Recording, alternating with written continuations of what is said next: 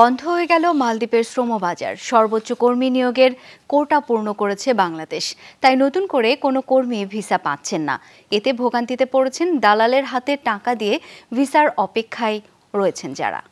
স্বাস্থ্য এবং স্বাদের মধ্যে চমৎকার একটা ব্যালেন্স করে পীর প্রিমিয়াম আয়োডাইজড লবণ।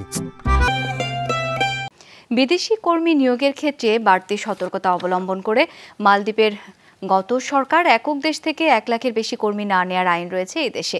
তাই বাংলাদেশ থেকে নতুন কর্মী ভিসা পাচ্ছেন না। তবে দেশটির নতুন সরকার এটি পর্যালোচনা করছে। 22 মে বিজ্ঞপ্তি জারি করে মালদ্বীপের বাংলাদেশ হাই কমিশন। বলা হয়, মালদ্বীপ সরকার বাংলাদেশি কর্মীদের জন্য ভিসা প্রদান বন্ধ রেখেছে, তবে কোটা বাড়ানো ও ভিসা চালু করতে হাই কমিশন চেষ্টা করছে।